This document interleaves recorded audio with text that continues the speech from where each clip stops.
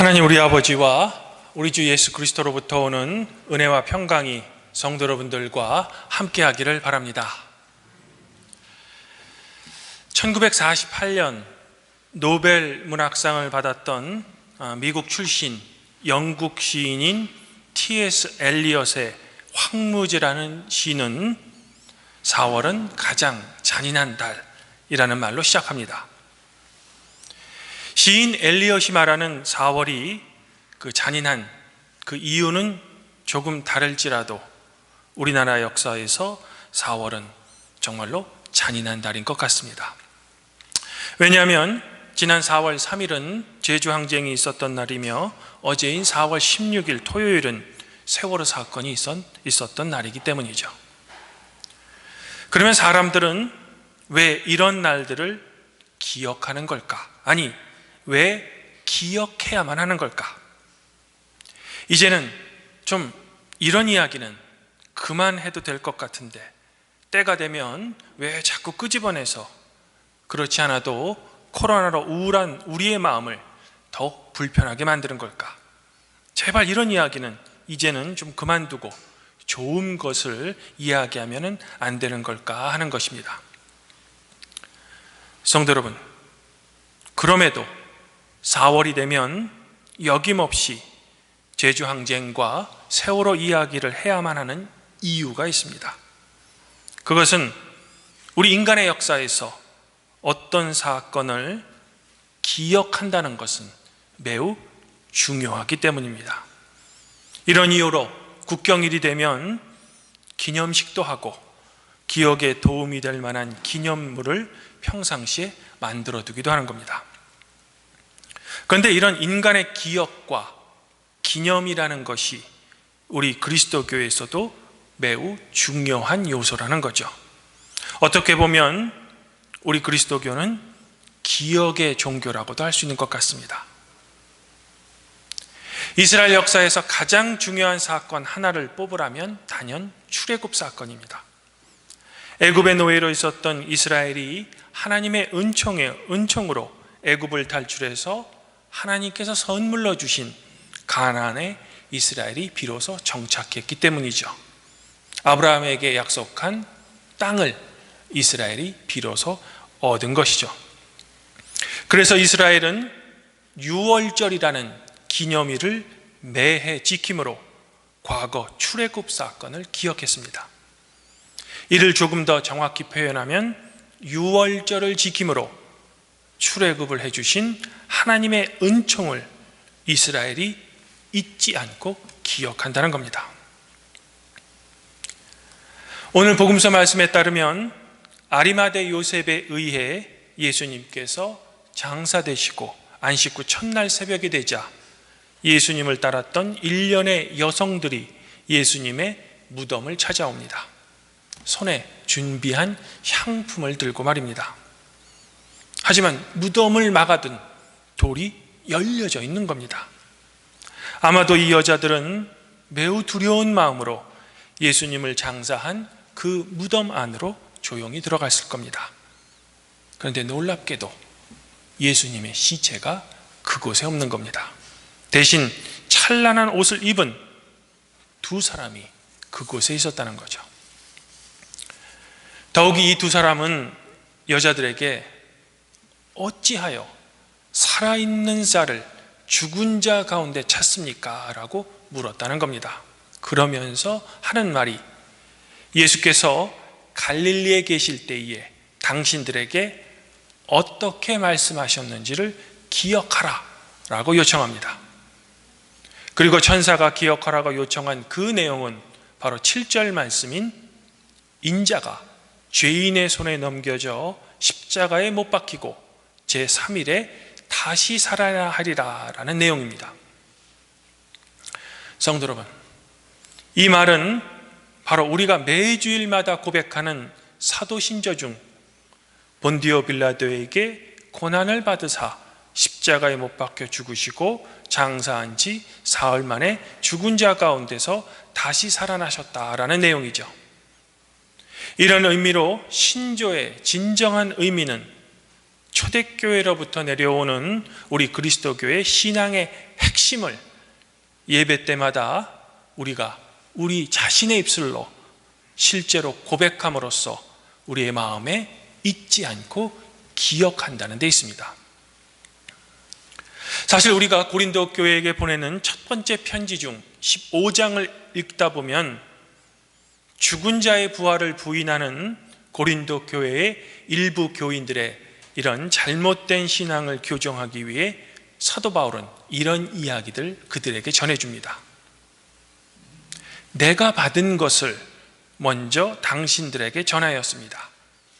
이는 성경대로 그리스도께서 우리 죄를 위하여 죽으시고 장사 지낸 바 되셨다가 성경대로 사흘 만에 다시 살아나셨습니다. 이는 앞서 말씀드린 천사가 여자들에게 상기시켜준 바로 그 예수님의 말씀이며 우리가 고백하는 신조의 핵심 내용입니다. 하지만 여기서 중요한 점은 사도 바울이 분명히 이렇게 표현했다는 겁니다. 내가 받은 것을 먼저 너희에게 전하였다. 즉 성경대로 그리스도께서 우리 죄를 위하여 죽으시고 장사 지낸 바 되셨다가 성경대로 사흘 만에 다시 살아나셨다는 것은 사도 바울이 처음 말한 것이 아니라 사도 자신도 다른 사도들에게 전해들은 내용이라는 거죠. 이것을 고린도 교인들에게 내가 받았던 것처럼 나도 너희들에게 똑같이 전해준다는 겁니다. 바로 천사가 여인들에게 어떻게 말씀하셨는지를 기억하라고 요청했던 예수님의 이 말씀은 이 여인들에 의해 그리고 예수님과 함께 했던 제자들에 의해 기억되고 반복되어 이 기억의 내용들이 사도 바울에게도 전해졌으며 결국에는 사도 바울에 의해서 고린도 교회 및 사도가 세운 모든 교회의 교인들에게 전해졌다는 겁니다. 그리고 마침내는 이런 기억의 내용들이 우리 신앙의 핵심인 신조의 가장 중요한 기본적인 골격이 되었다는 겁니다. 이처럼 우리 그리스도교 신앙에서 중요한 것은 예언자들을 통해 하신 하나님의 말씀, 그리고 복음서에 기록된 예수님의 말씀, 마지막으로 사도들에 의해 전해진 초대교회 이야기를 우리가 늘 반복함으로써 잊지 않고 기억한다는 겁니다.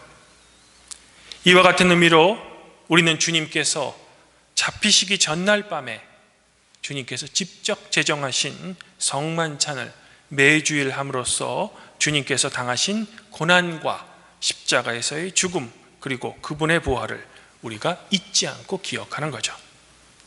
물론 코로나로 오랫동안 우리는 성만찬을 하지 못했지만 이제는 곧 성만찬도 주일 예배 때 회복할 예정입니다.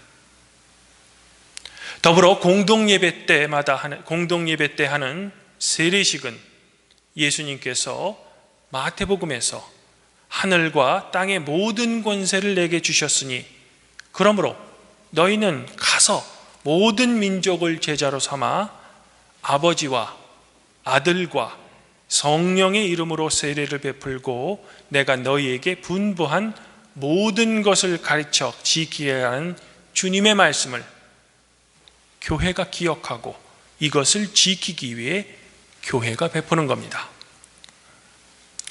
이런 의미로 루터교회는 우리 교회의 중요한 신앙고백서인 아구스 신앙고백서 제7조에서 교회를 복음이 순수하게 전파되어지며 성례전이 올바르게 집행되는 성도들의 모임이라고 가르치고 있는 겁니다.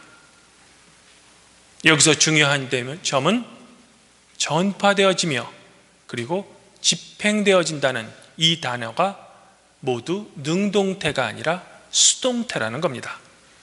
즉 복음이 전파되어지고 성례전이 집행되는 그 주체가 목사가 아니라 바로 하나님 당신 자신이라는 겁니다. 저 같은 목사는 그저 하나님이 들어 사용하시는 도구일 뿐이며 집례자일 뿐이라는 겁니다. 사랑하는 성도 여러분, 그런데 우리가 이처럼 과거의 시간을 잊지 않고 기억한다는 것을 그저 과거의 시간에만 집중해서 우리가 그 시간에 멈춰 있어서는 결코 안 됩니다. 왜냐하면 자칫 잘못하면 이른바 말하는 내가 왕년에는 말이야 라는 말로 대표되는 사회적 꼰대가 될 수 있기 때문이죠. 사실 이것만큼 우리가 듣기 어려운 것도 없습니다. 그러므로 우리는 과거의 기억으로부터 현재 나의 상태 그리고 미래까지 바라볼 수 있어야만 합니다. 결국 한 공동체의 올바른 정체성은 과거를 올바르게 기억하고 있는가에서 출발해야 하며 이 기억을 바탕으로 공동체가 나아가야 될 미래의 방향까지도 결정해야 하는 겁니다. 즉 과거의 기억은 한 공동체의 정체성을 결정하며 그 공동체의 미래 방향까지 제시하고 있는 겁니다.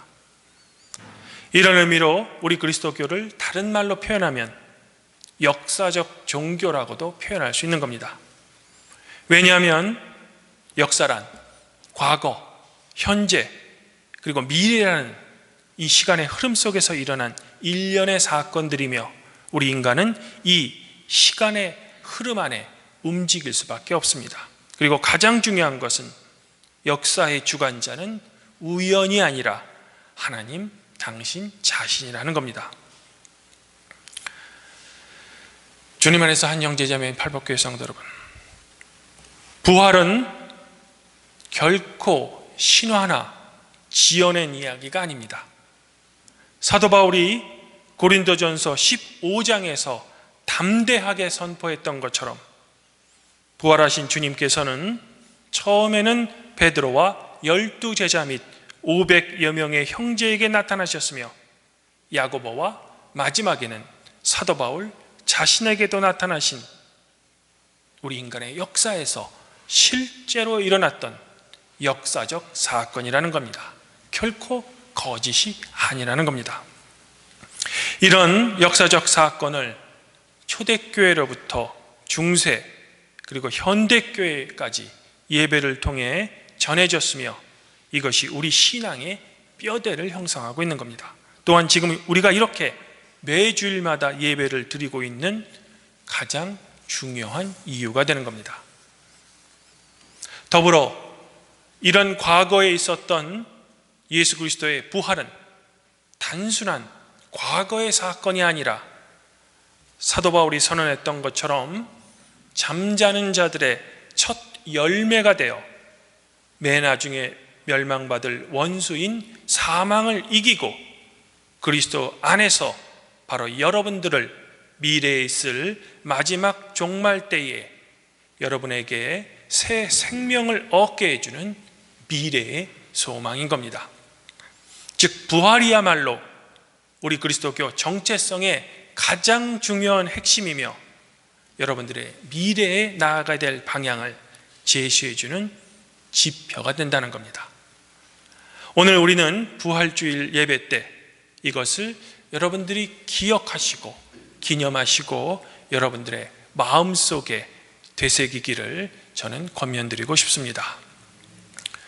오늘 시편의 시인은 하나님께서 보여주실 생명의 길에 대해 이렇게 노래합니다. 주께서 생명의 길을 내게 보이시리니 주의 앞에는 충만한 기쁨이 있고 주의 오른쪽에는 영원한 즐거움이 있나이다.